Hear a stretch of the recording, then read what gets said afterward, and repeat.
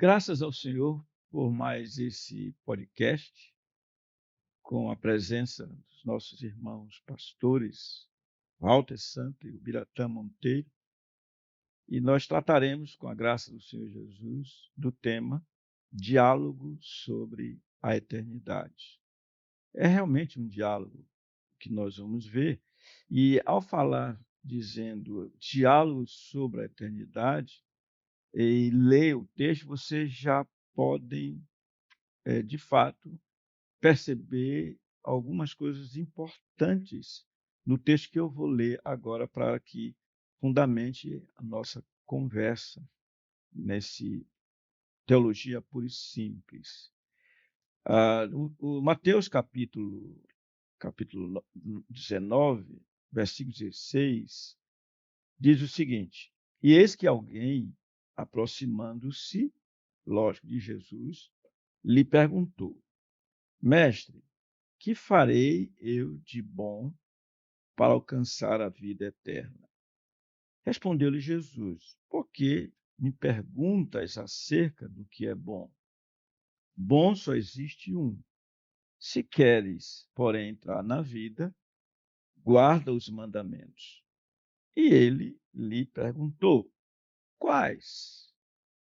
Respondeu Jesus: Não matarás, não adulterarás, não furtarás, não dirás falso testemunho, honra a teu pai e a tua mãe, e amarás o teu próximo como a ti mesmo. Replicou-lhe o jovem: Tudo isso tenho observado. Que me falta ainda? Disse-lhe Jesus: Se queres ser perfeito, vai, vende os teus bens, dá-os aos pobres, e terás um tesouro no céu. Depois, vem e segue. Tendo, porém, o jovem ouvido esta palavra, retirou-se triste por ser dono de muitas propriedades. Bem, o propósito desse podcast é mostrar que nosso Senhor Jesus é acessível a todos, permite ser indagado por todos e ama a todos quantos se chegam a Ele. Então, sem dúvida, o tema nosso, diálogo sobre a eternidade, ele se encaixa bem aqui, porque primeiro porque é um diálogo, segundo porque o jovem está chamando o Senhor para lhe responder uma inquietação acerca da sua vida. Então, ah, gostaria que, antes de nós prosseguirmos, os senhores se apresentassem aos nossos queridos ouvintes. As honras. Prazer estar participando de mais um podcast, de mais uma conversa, né? Teologia pura e simples. Agradeço ao convite feito pelo pastor Jaime Marcelino. Meu nome é Walter Santos. Eu sou membro da Igreja Evangélica Hebron. E para mim é um prazer, um privilégio poder contribuir no aprendizado assim da palavra e que Deus nos ajude, que Deus nos abençoe, né, nessa conversa. Meu nome é Biratã Monteiro, sou pastor auxiliar aqui na IPCN e é um privilégio poder estar hoje aqui participando de mais um Teologia Pura e Simples. Sim, senhor. Então, vamos à primeira pergunta. Ao indagar sobre a vida eterna, quais equívocos esse jovem apresentou ao Senhor? Ainda que ele não sabia disso, mas quais equívocos nós vemos na primeira pergunta desse jovem, segundo o versículo 16. Mestre, que farei para conseguir a vida eterna? Começar, pastor? Pode ser. Pastor, quando ele Quando ele faz essa pergunta, bom mestre, que farei para conseguir a vida eterna? A meu ver, ele comete o equívoco, dentre outros que podemos até identificar, que várias pessoas também cometem, de achar que podem conquistar a vida eterna. A primeira coisa, porque ele pergunta: que farei? Ou que bem farei para conseguir a vida eterna? É o equívoco de achar que a vida eterna pode ser conquistada, primeiro. Depois, que ela pode ser conquistada por méritos. A vida eterna não é baseada em méritos próprios dos homens, né? Não é isso que as Sagradas Escrituras ensinam. Isso não é condizente, não é consistente até nas Sagradas Escrituras. Jesus disse: eu sou a vida, eu dou a vida eterna. Então, esse seria o primeiro equívoco que eu percebo aí. A segunda coisa é que, quando ele diz: por que me chamas bom? Não há bom senão um só, que é Deus, no versículo 17, na primeira parte do versículo, né?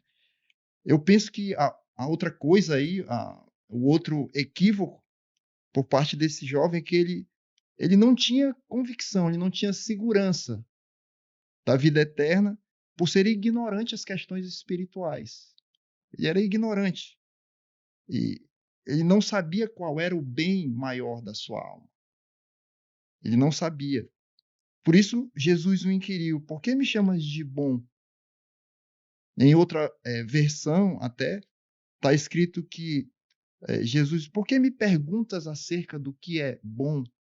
Né? Em outra versão, é dessa forma que está escrito. Né? Então, demonstra uma ignorância espiritual da parte dele.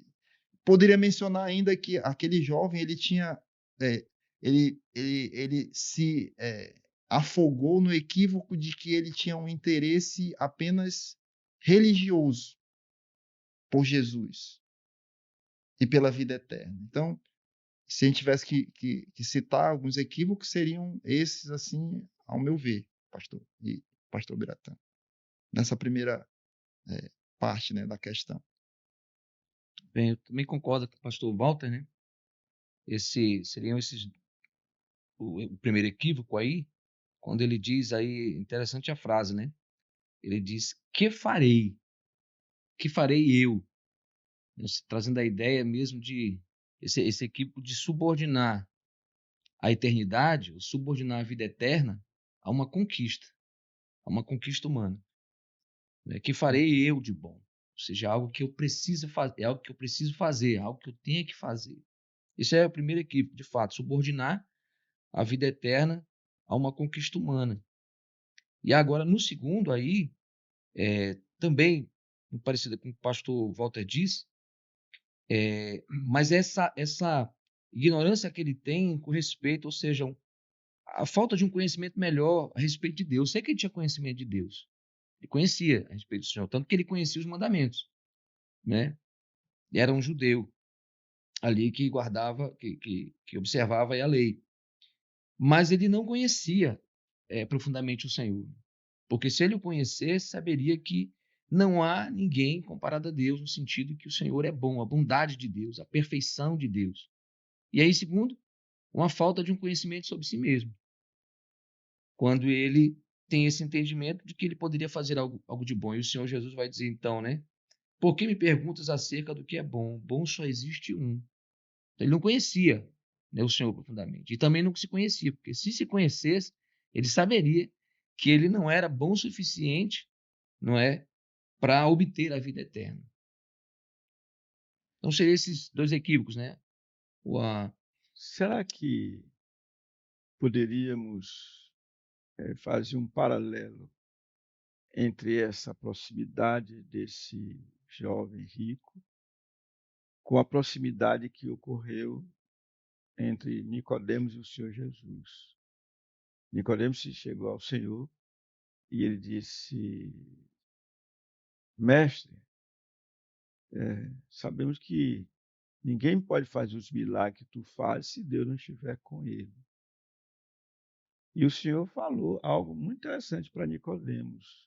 Falou acerca da necessidade de um novo nascimento, porque sem nascer de novo, ninguém pode ver o reino de Deus. E logo em seguida diz, também não pode entrar.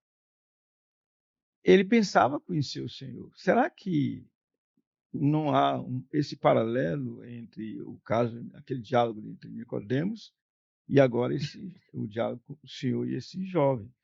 Porque quando ele chama o Senhor de bom mestre, e pela resposta do Senhor, parece que o entendimento espiritual dele era realmente defeituoso, no mínimo defeituoso. Daí, nosso Senhor de responder, por que me perguntas acerca do bom? Segundo Mateus, né? Que diz, bom só existe um. Então, ele não via o Senhor Jesus como bom que era de fato. Porque, inclusive, a gente olha o apóstolo Pedro falando da necessidade de buscar o genuíno leite espiritual para que por ele você seja dado crescimento para a salvação. Se é que tendes a experiência de que o Senhor é bondoso. Então, só para os crentes, para perceberem quem é Jesus de fato. Mais ou menos isso vocês acham que tem a ver com isso? Eu penso que a analogia, a ligação dos dois textos de João 3 com esse texto de Mateus 19 é direta, pastor. Porque ambos que chegaram a Jesus eram religiosos.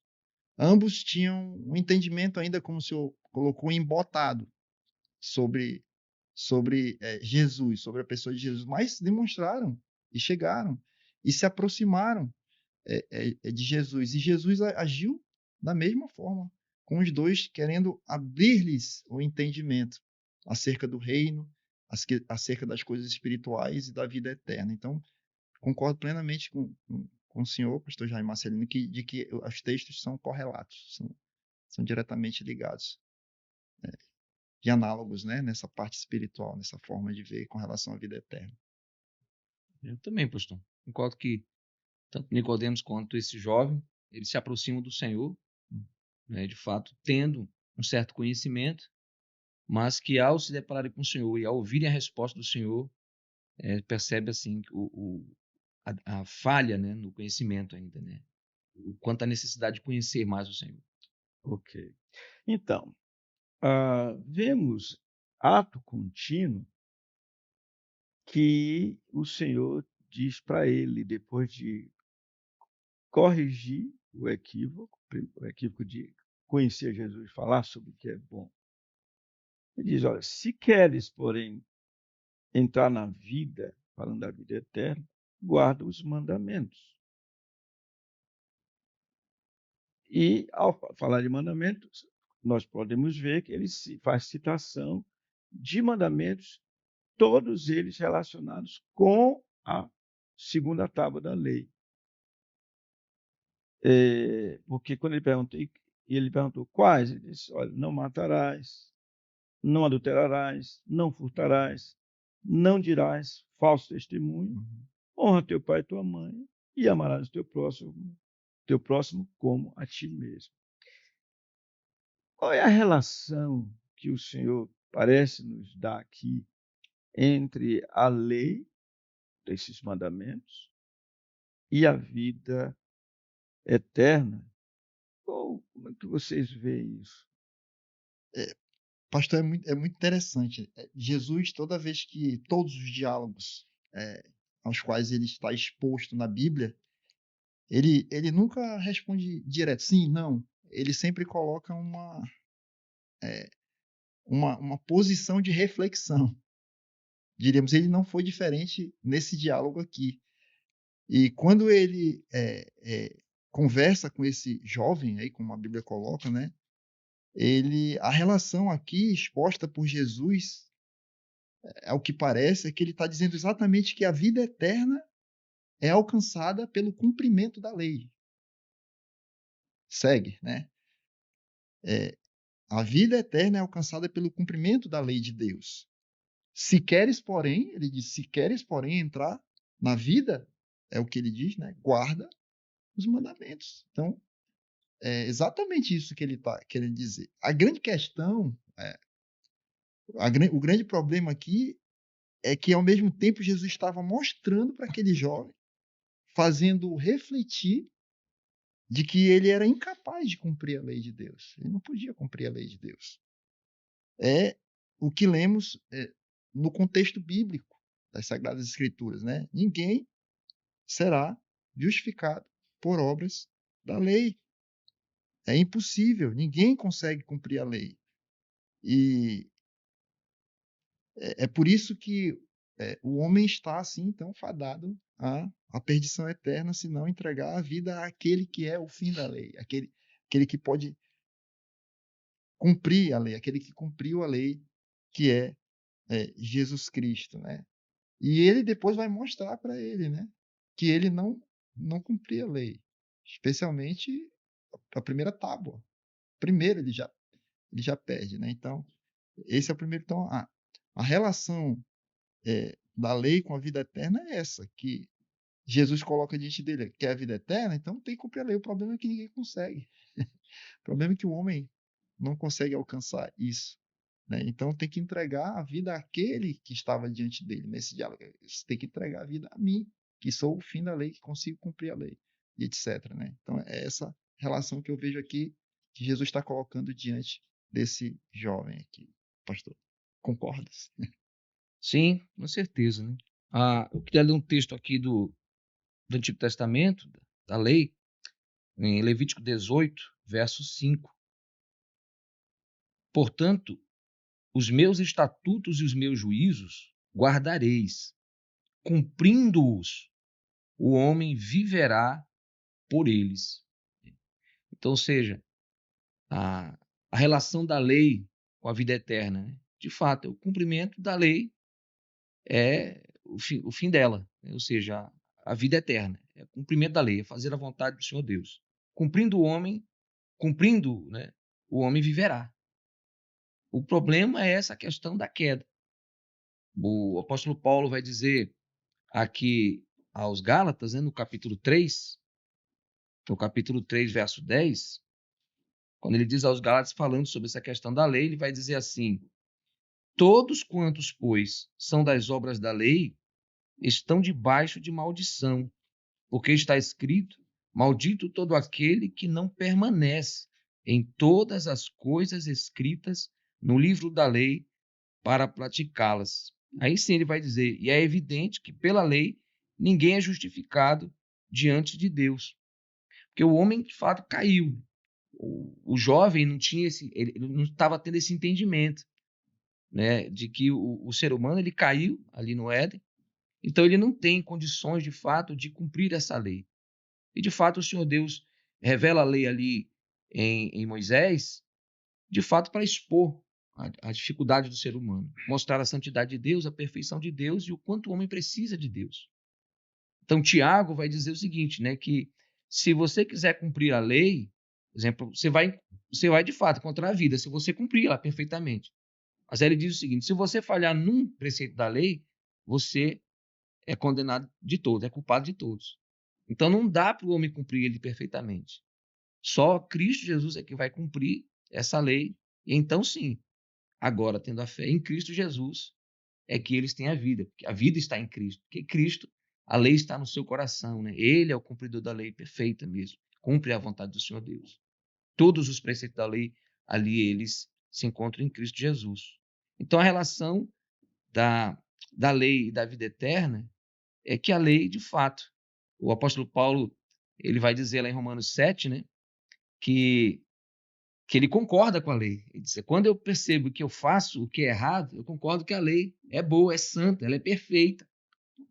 A lei que era para me dar a vida, ela agora se me torna para a morte, porque ele diz que a lei vai estar, ela não vai cumprir o seu papel nesse sentido, por causa da enfermidade da carne.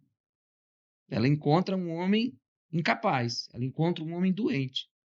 Então ela não vai fazer o efeito dela, né? Que é vida. Então ele vai dizer, o propósito dela, que era me dar vida, ela se torna agora para a morte. Não por causa da lei, mas por causa do homem. Então, a lei e a vida eterna estão correlacionadas, né? Mas é em Jesus que ela encontra, de fato, ali a sua perfeição, ou seja, o homem, de fato, que cumpre essa lei, Jesus Cristo. E assim, pastor, só para tentar ajudar, acrescentar, né, somar, quando a gente fala lei, que ninguém será salvo por obras da lei, então vem a pergunta precipitadamente ignorante, né?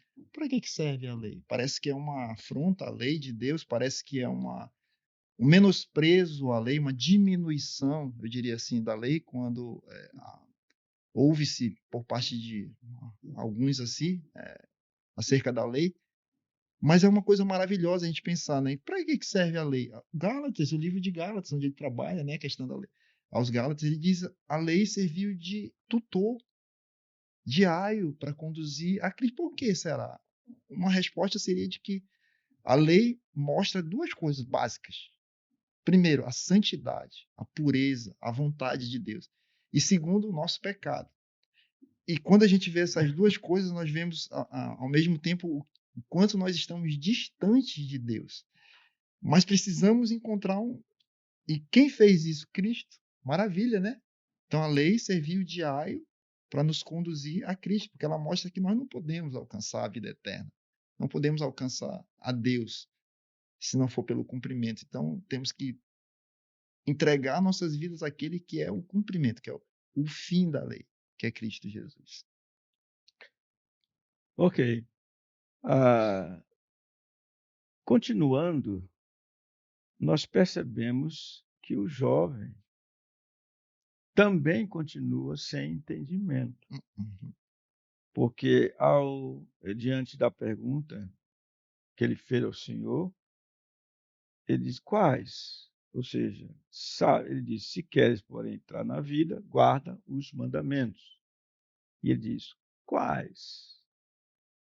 E o Senhor cita, como nós acabamos de falar, não todos os mandamentos da segunda tábua da lei, mas citou aqueles que ele quis fazê-lo pela sabedoria que tinha. E a resposta do jovem dada ao Senhor foi, no versículo 20, respondeu o jovem, tudo isso tenho observado. Um outro texto diz, desde a minha infância, Lucas. Que me falta ainda? A pergunta é, esse jovem está aqui demonstrando ignorância ou soberba? Ou as duas coisas, ou mais coisas ainda? Eu sempre estou falando primeiro. Quando eu li esse texto, minha mente foi direto assim para Abacuque, né? Abacuque 2:4, quando ele vai falar a respeito do rei da Babilônia, né? Do Império Babilônico. E aí o Senhor vai dizer assim, né? Eis o soberbo, sua alma não é reta nele.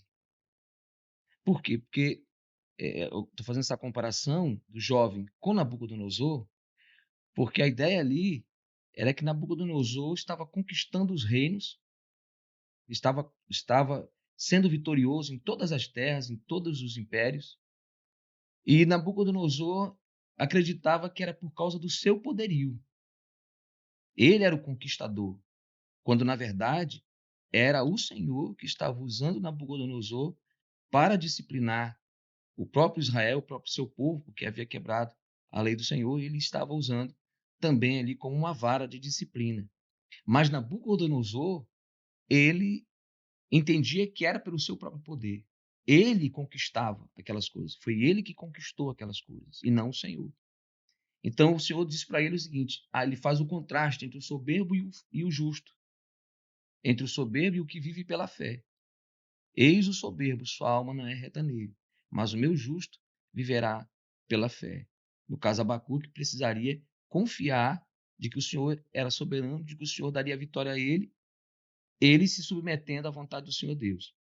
O jovem, você percebe que logo no primeiro ponto que nós estávamos vendo, que ele entende a vida, o seu equívoco, ele subordina a vida eterna a uma conquista própria, né? Porque, veja, ele era rico. Ele conquistou muitos bens, ele trabalhou, ele obteve o que ele tinha. E preste na cabeça dele, a vida eterna é algo que ele precisa conquistar também. O que é que eu preciso fazer? Eu preciso fazer para obter a vida eterna. E aí, quando ele diz, olha, eu já cumpro isso aí tudinho que você está falando. O que é que me falta ainda para eu fazer? Né? Então, ou seja, isso revela essa soberba, revela essa prepotência, esse entendimento de que eu posso conquistar a vida eterna. Então, por isso que eu fui, a minha mente foi direto a esse texto de Abacuque, né? O soberbo está aí, sua alma não é reta. E Daniel, no livro de Daniel, Nabucodonosor, quando ele, antes dele ser afligido, no caso pelo Senhor, né? Ele diz isso, ele olha para a Babilônia e diz, olha só, tudo que eu fiz com o meu poder, olha todas as coisas que eu construí. E aí, naquele momento, o Senhor o fere, né? Ele passa aquele tempo ali como um animal, até que ele reconheça que o céu domina. Então, ele é humilhado. Então, ou seja, é esse mesmo sentimento, né, do jovem, né? Que ele acha que ele pode fazer, que ele acha que o céu é uma conquista e que, assim como ele conquistou as riquezas dele, ele pode conquistar também sem Deus. Não que ele fale isso com as palavras, olha, que eu não creio em Deus, eu não quero Deus, mas a atitude dele é de alguém que quer fazer essas coisas sem Deus, que ele é suficiente, ele é autossuficiente, né, para obter a vida eterna. Então, eu entendo que quando ele diz isso, o que é que me falta ainda, né, para eu conquistar? Revela essa soberba, aquilo que estava também no coração, tanto de Nabucodonosor como tantos outros, né? E como um ser humano mesmo, caído. Lembrando que o nosso podcast é Teologia Pura e Simples.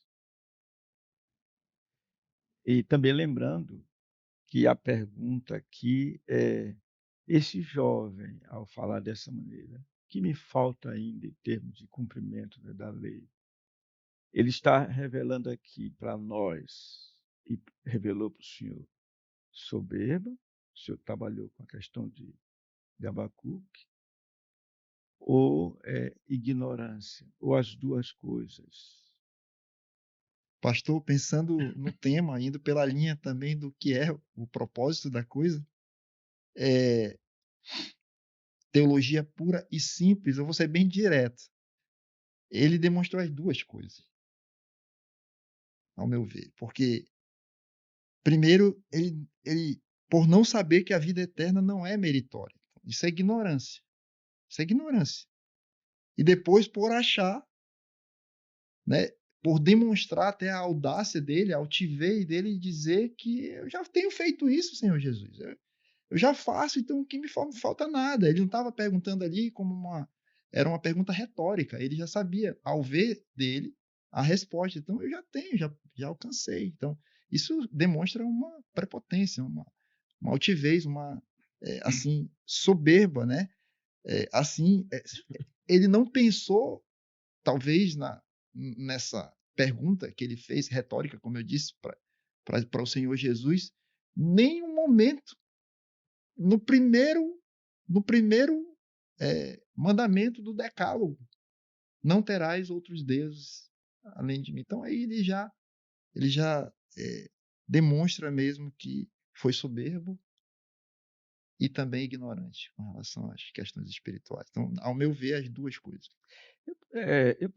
Será que poderíamos olhar esse jovem, a maneira como ele agiu, os pensamentos dele, e compará-lo com o apóstolo Paulo antes da conversão? Lembram quando em Filipenses, no capítulo 3, ele disse que ele era um campeão em termos de ser uma pessoa que tinha status, Sim. e aos quais ele se agarrava, ele se gloriava em si mesmo, né?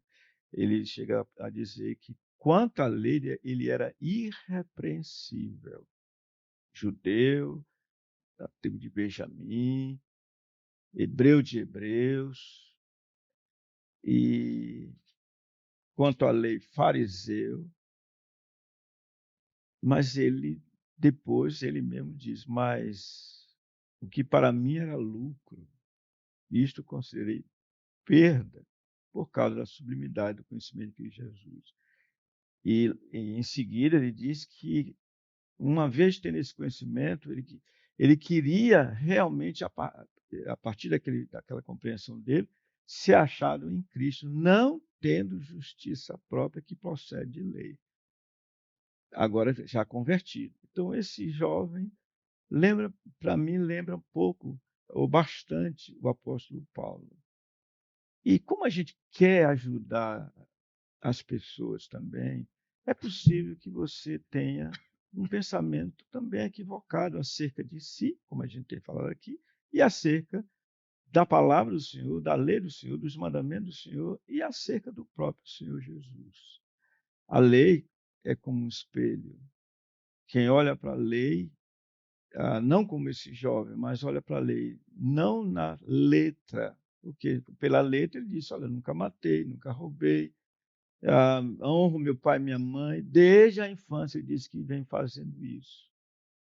Então, a gente parece que chegou à conclusão que minimamente ele demonstrou ignorância acerca da lei, acerca do Senhor, e soberba porque ele estava se achando, né? Tudo isso tenho observado. O que me falta ainda, né? Essa é a pergunta dele. Exatamente. O que me falta ainda? Então, nós partimos para um aspecto também importante. O Senhor fez um desafio para ele.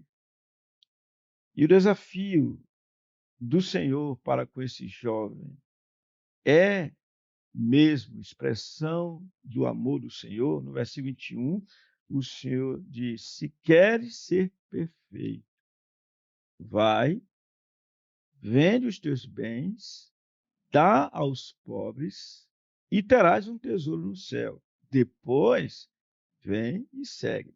Que desafio! O que vocês têm a dizer? Isso é expressão de amor do Senhor? Em que sentido o Senhor amou esse jovem e está expressando o seu amor? Pastor, talvez eu digo sempre que esse encontro desse jovem, e eu sou pastor de jovens, eu sempre digo isso para os jovens, é um encontro muito triste. É o jovem que esteve diante de Jesus que, para mim, foi assim o pior encontro de um jovem com Jesus, eu diria. Por que aspecto eu estou falando isso? Porque aquele jovem chegou próximo de Jesus, adorou o Senhor Jesus, demonstrou interesse, ainda que religioso, por Jesus. Mas aquele jovem, ele estava longe ao mesmo tempo de Jesus. Seu coração estava longe de Jesus, por tudo que nós já vimos até agora, aqui. E esse movimento de Jesus em ter feito esse jovem refletir sobre a visão que ele tinha sobre a lei, sobre as coisas espirituais, sobre quem era Deus até, né? Porque ele falou: por que me chama de bom? Só tem um bom que é Deus e tal. Isso não tem, talvez, poucas passagens na Bíblia que demonstram uma expressão de amor tão grande, porque aquele jovem, ele estava mergulhado na sua cegueira. E Jesus sabia disso. Jesus conhecia o coração daquele jovem. Jesus sabia a necessidade daquele jovem, assim como ele sabia a de Nicodemos, que o pastor Jair Marcelino mencionou. Assim, então, e quando ele mostrou a direção correta para esse jovem, vai, né? Faz isso e você vai ter, né, a vida, você vai ter o benefício. Então, ele fazendo isso, ele expressou, ele demonstrou o seu amor, ele queria que aquele jovem alcançasse a vida eterna. Ele queria, ele demonstrou a sua misericórdia por aquela alma que estava sedenta, que estava perdida. Se queres ser perfeito, vai, vende tudo que tens e dá aos pobres. No outro evangelho, no outro sinótico, em Marcos, ele vai dizer, olhando para ele, o amor. A mesma passagem, só que o mesmo acontecimento, mas no outro sinótico, né, o sinótico de Marcos. Ele disse, falta-te uma coisa. Vende tudo o que tens, dá aos pobres, terás um tesouro no céu. Vem e segue. Então, quando ele apontou para o que ele tinha que fazer, ele demonstrou amor. Porque era a forma dele dizer, eu te amo, e eu estou colocando diante de você o que é a solução do teu problema, e etc. Né? Então, quando Jesus disse que ama, ele não somente diz, ele manifesta. Né? A gente vê João 3,16, porque Deus amou o mundo. Muito bem. De uma tal maneira, assim, eu sou leigo no grego, tem pessoas muito mais conhecedoras do grego, mas uma vez conversando com um pastor que é exímio professor da língua hebraica, ele disse, meu irmão, não tem como expressar no nosso português não tem como traduzir na sua igualdade no português o que significa isso no grego. De tal maneira, ele amou tanto a gente, tanto, que ele não ficou só em palavras, ele manifestou esse amor. E qual foi a manifestação? Ter dado o seu filho, Jesus Cristo. E esse é quem estava diante daquele jovem, né? O próprio amor, né? A personificação do amor de Deus. Assim, então, essa parte aqui de Jesus ter apontado para o que ele devia fazer expressava o amor que ele queria tirar aquele jovem daquela situação, né? Ele queria que aquele jovem fosse salvo. Então, isso para mim é uma demonstração maravilhosa do amor da pessoa de Jesus. É isso. Mas seja seu sermão, né, domingo, né? Só volta já aqui pregando, eu estava aqui já só bebendo aqui. Porque já, né? eu acho, é um podcast, né? Eu acho que esse é o ápice dessa passagem, assim. Eu acredito que se Jesus, tendo visto a cegueira dele, a situação dele, e não demonstrasse a solução de salvação, seria assim, não. Então, o ápice dessa passagem é isso que ele faz. E quando você diz assim, é por isso que eu digo que é uma passagem muito triste, ainda vamos conversar mais aqui, né, no final, porque ele teve diante de Jesus, interessado no reino de Deus, interessado na vida eterna, mas nenhuma parte das escrituras, pastores, demonstra que ele foi salvo. É muito triste isso, né? Muito triste mesmo. Então, o ápice dessa passagem é Jesus ter demonstrado que tinha uma solução para ele, mostrando o amor dele por aquele jovem, né? Então, desculpa, pastor. Não, pastor, eu estava aqui só já bebendo mesmo aí, viu? Mas Mas beba, para os outros também, pastor. é verdade, viu? Ele Concordo, pode pastor beber Walter. de um lado, pode beber do outro. Eu estava aqui, quando o pastor Walter estava pregando já, aqui, né? Eu estava aqui pensando, né? Pastor Jaime Marcelino, que uma vez o senhor trabalhando aqui numa recepção de membros, novos membros na igreja, e aí o senhor falou sobre Mateus 28, 18, ali eu continuo. Como nós sabemos que alguém tornou-se discípulo de Jesus Cristo? E aí falou sobre a questão de que o texto diz que forem batizados e depois possam ser ensinados em todas as coisas, né? E a maior demonstração de que alguém ele é discípulo do Senhor, que ele está seguindo ao Senhor Jesus, é quando ele de fato ele recebe o batismo cristão e passa a fazer parte de uma comunidade local, uma igreja local, em obediência ali à liderança e tudo. Por quê? Porque é uma questão prática, ele precisa fazer. E em fazendo, ele experimenta todas essas coisas e toda a abundância da vida cristã. O Senhor Jesus, quando ele estava ensinando ali os fariseus, em uma certa passagem que é em João, e eles estavam questionando se ele era Deus ou não, se aquilo que ele estava falando vinha de Deus ou não, e ele diz o seguinte: olha, só tem um jeito de vocês saberem se o que eu estou dizendo vem de mim ou vem de Deus. E aí ele diz assim: faça o que eu estou mandando. E de fato, aqui o Senhor Jesus ele olha para o jovem, e o jovem está, ele está acessível. O Senhor Jesus ele está acessível ao jovem, foi acessível a ele, foi acessível a Nicodemos, inclusive até de noite. E ele continua sendo acessível, aquilo que é o propósito também ali do tema, né? Ela é acessível a qualquer pessoa, a você que está nos ouvindo também.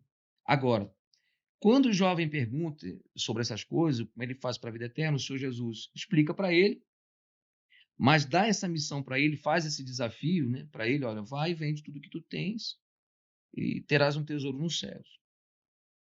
Ao fazer esse desafio, ele está exatamente fazendo isso, que é a pregação do evangelho.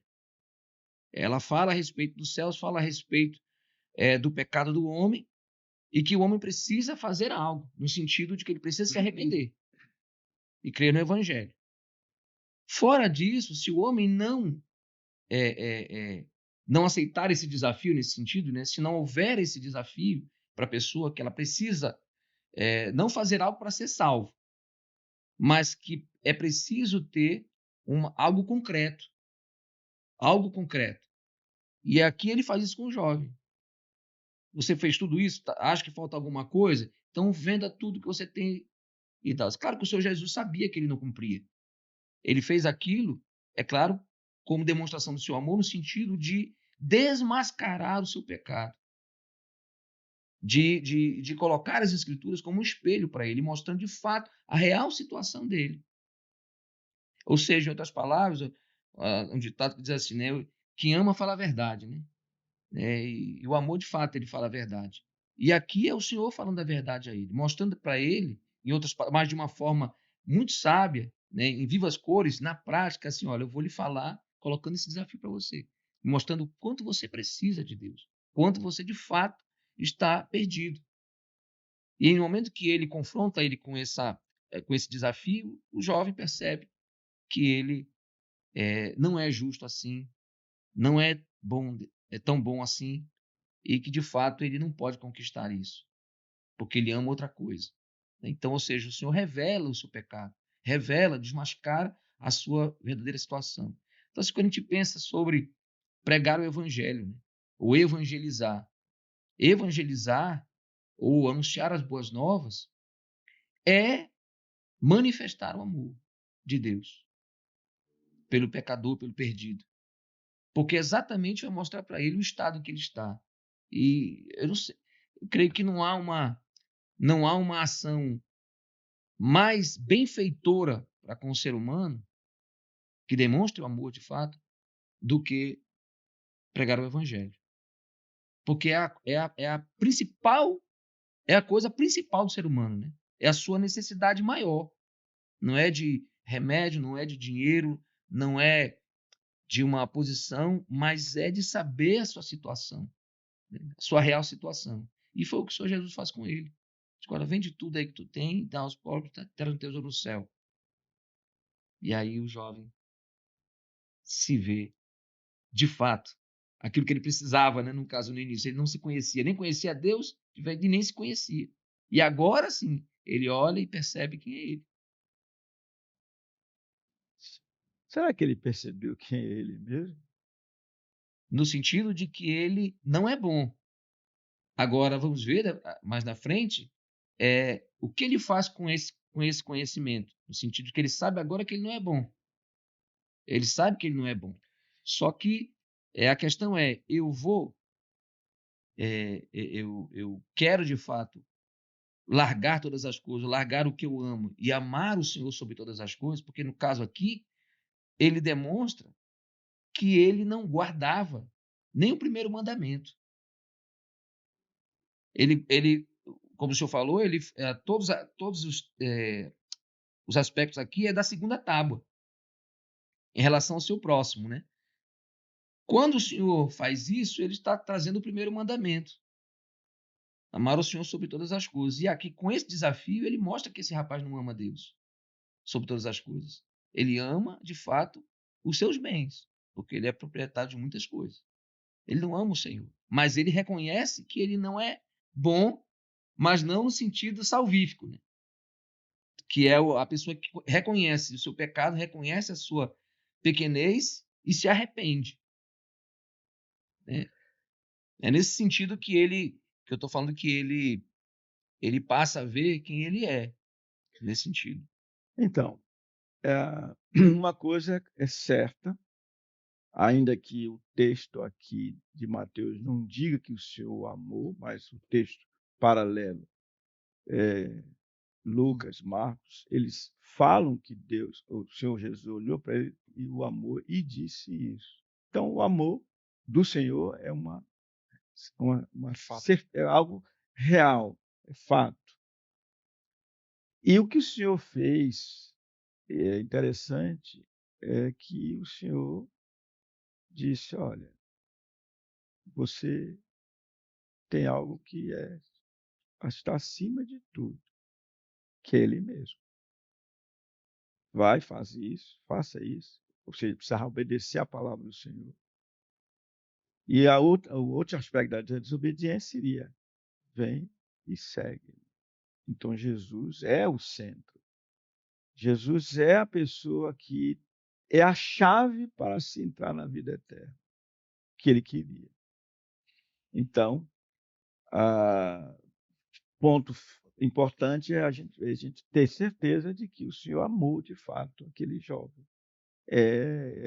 Não tendo, e ele não baixa o nível, porque não pode, o amor não baixa o nível. Vai, vem, depois vem e segue.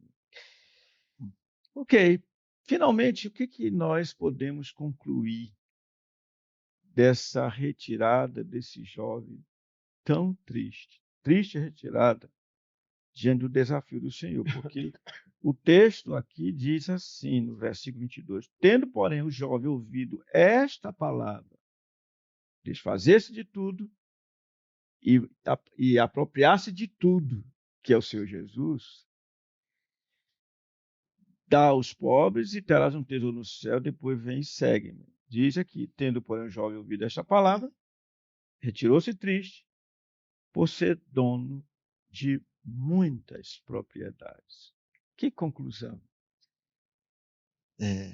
Eu reitero, pastor, e reforço, né, que essa é realmente uma das passagens mais tristes, ao meu ver, exatamente por essa conclusão no final do diálogo, por esse desfecho no final do diálogo. Tem um hino do cantor cristão que ele diz: tão perto do reino, porém sem perdão, sem Jesus, sem salvação. É o lugar mais perigoso que uma pessoa, no caso aqui esse jovem, poderia estar. Perto da vida eterna, perto do reino, mas sem salvação. E como o texto desfecha, né? Ele conclui aqui, foi assim que esse jovem continuou. Não vemos nenhuma parte nas escrituras que assim mostra que ele se arrependeu posteriormente. Então, das conclusões que a gente pode chegar lendo essa passagem, a gente pode afirmar que, primeiramente, uma pessoa ela pode ter o desejo de ser salva, mesmo assim não ser salva. A gente conclui isso. Uma pessoa pode querer a salvação, ter até o desejo, como esse jovem tinha: o que farei para herdar a vida eterna? Mas ela pode não ser salva por não entregar sua vida nas mãos daquele que pode salvar, que é Jesus. Foi o que esse jovem fez nessa passagem. A segunda coisa que a gente pode concluir é como um ídolo do coração pode arruinar uma alma para sempre. Aquele jovem, ele amava as riquezas, o material, o dinheiro. Por isso ele se retirou triste, assim, diante de Jesus, sem se entregar para ele. E, assim, é uma conclusão, né? É duro de falar isso até, né? Mas esse jovem foi uma pessoa o qual, né, Jesus amou, mas ele não foi salvo. É bem assim forte, né, pensar nisso. Mas se a gente avançar nesse pensamento, não é porque o amor de Deus ele não funciona, mas é porque as pessoas negam esse presente do amor de Deus, negam a vida eterna. A Bíblia diz em João 3,16 que Deus amou o mundo, como eu já mencionei o texto, de uma tal maneira, inexplicável maneira, que deu seu Filho unigênito. Mas na sequência da passagem diz que, né, o julgamento é este, ou seja, logo depois. Qual é o julgamento? É que a luz veio ao mundo, mas os homens amaram mais as trevas do que a luz. Esse jovem, ele amou as trevas, ele amou a riqueza, ele amou o ídolo do seu coração. Assim, então, por conta disso, essa passagem é triste. Quantas pessoas hoje, porque aqui a pergunta da última parte é: há paralelos em nossos dias? E muito paralelo, porque quantas pessoas fazem isso hoje? Estão tão perto das nossas igrejas, tão perto da palavra, ouvem a palavra, mas amam o ídolo do coração, amam sua vida, amam seus negócios, amam a riqueza e não entregam a sua vida ao Senhor. Então, paralelo infinito dos dias de hoje com a passagem que nós acabamos de estudar, né? Então, que Deus nos ilumine, que Deus nos abençoe acerca dessas coisas. Amém. Muito bem, concordo com o pastor Walter disse novamente, né? E o Senhor Jesus, ele diz aqui a conclusão que podemos chegar aqui, né, com essa resposta do jovem. O verso 23, Jesus diz: Então disse Jesus a seus discípulos: Em verdade vos digo que um rico dificilmente entrará no reino dos céus. Dificilmente, né, entrará no reino dos céus. Exatamente pelo fato da confiança, né, da dependência das suas riquezas, né, de amar aquilo ali, né, e torna-se um tropeço para ele. Torna-se um tropeço para ele. E aí ele vai dizer, quando os discípulos dizem assim, então se é assim, quem pode ser salvo? E aí o Senhor Jesus disse, olha, isso é impossível para os homens, mas para Deus tudo é possível. Tudo é possível. A possibilidade, a certeza de salvação está no Senhor. Então assim, com essa retirada do jovem, com essa atitude que ele tem, ele demonstra de fato que ele não amava o Senhor de todo o seu coração. Tinha a lei nos seus lábios, mas não estava no coração. Ele exemplifica tudo aquilo que o Antigo Testamento, os profetas falaram contra Israel, né? Meu nome está nos lábios de vocês, mas o coração de vocês está muito distante de mim. Vocês repetem a minha lei e tudo mais, vocês jejuam, né? Ele vai falar, vocês jejuam e tudo mais, mas vocês, de fato, vocês jejuam para ferir com um punho iníquo. E começa a dizer, né? Eles não viviam realmente a essência da lei, que é o que Jesus veio demonstrar, viver, tanto com palavras como por obras. E o pastor Walter adiantou aqui essa pergunta, esse é outro ponto, né? Se há algum paralelo hoje, né? Eu diria que hoje, em certo sentido, em algumas circunstâncias, tem algo diferente, mas com uma roupagem diferente. A mesma situação, mas uma roupagem diferente. Que roupagem? Porque hoje você vê muitas pessoas dando o seu carro, dando o seu apartamento, dando tudo o que tem. Não é? Dando tudo o que tem. Parece ser o contrário desse jovem que não queria largar tudo. Não queria dar os seus bens. Mas você vê hoje as pessoas, em um número muito grande de pessoas, em muitas igrejas evangélicas, que dão tudo que tem. Tudo que tem no bolso, casa, apartamento, FGTS, tudo para a igreja. Mas com o intuito não de obter a vida eterna, mas de obter mais do que ele tem. O pobre dá o que tem, não como a viúva pobre que deu tudo o que tinha, né, para glorificar o Senhor, no sentido que ela dependia de Deus, que demonstrar que ela dependia de Deus. O pobre, em muitas igrejas, dá, no evangelicalismo aí brasileiro, dá tudo o que tem, mas para ser rico. É o mesmo problema, mas com outra roupagem. Eles até dão, mas com o intuito de se tornarem mais ricos, do intuito de obter alguma coisa em troca, mas que não é a vida eterna. Né? Então, o problema continua o mesmo. Qual? Eles amam as riquezas, ou seja, amam esse mundo, amam aquilo que o mundo pode dar, mas Deus não está em primeiro lugar. De fato, não é a vida eterna que eles querem. Né? Ou seja, eles querem a vida eterna sem largar o mundo. Poder-se dizer dessa outra forma, né? Querem a vida eterna sem largar o mundo. Querem entrar na vida levando o mundo consigo. Então, é o mesmo problema, só que com outra roupagem, né? Com outra... olhando de outra perspectiva, né? No nosso tempo, assim, essa falsa espiritualidade, né? Essa máscara, né? De que eles continuam amando o mundo, mas agora só que eles dão para a igreja, em troca de mais bens. Interessante. Se eu falar de dar para a igreja, quais são essas igrejas, hein? Onde é que o senhor foi achar essas igrejas que o pessoal dá e dá e dá e dá e vão ficando ricos? Quanto mais dá, mais recebe, né? Sim. Pastor Biratã Monteiro foi lá, né, que associou com as riquezas. Ou seja, ninguém pode servir a dois senhores, né? Sim. Então, mas muito bom. Falando dos paralelos, já temos falado sobre os paralelos, e lembrando de novo do amor do Senhor para com esse jovem, também lembrando que o jovem não abriu mão do seu ídolo, como foi mencionado aqui pelo pastor Walter Santos. E já que o senhor falou das riquezas, eu gostaria de concluir citando o próprio Mateus, quando no capítulo 13, o Senhor fala assim: o reino dos céus é também semelhante a um que negocia e procura boas pérolas. E tendo achado uma pérola de grande valor, vende tudo o que possui e a compra. Esse jovem rico, em certo sentido, achou a pérola de grande valor, mas ele não percebeu que a pérola de grande valor era muitíssimo mais valorosa do que tudo que ele tinha.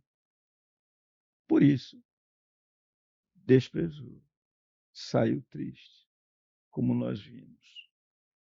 O Senhor Jesus tenha misericórdia de nós e nos ajude para que, de fato, não tenhamos apego à nossa justiça própria, mas que sejamos achados nele. E que essa palavra sirva para a nossa reflexão e para testar se realmente temos amado o Senhor como deveríamos. Senhores, graças ao Senhor por esse tempo, e vocês têm agora um momento para se despedir dos nossos queridos ouvintes. Falou. Bem, queria agradecer ao senhor, Deus, né, pela toda a equipe aqui do podcast, pastor Jaime Marcelino aqui também, e pelo convite, por estarmos mais uma vez aqui, podendo compartilhar com os irmãos a palavra do Senhor, riqueza dos céus para a nossa vida, e dizer a você que o Senhor Jesus ele está acessível, né? Até a sua vinda, ele está aqui acessível a nós, a você e a mim, para que possamos ir até ele, de fato.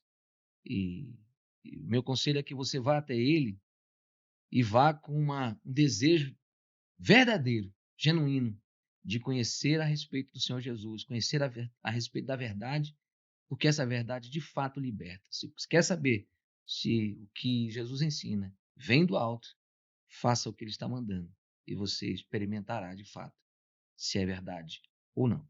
Deus te abençoe em nome de Jesus. Também, mais uma vez, quero expressar minha gratidão, pastor Jaime Marcelino.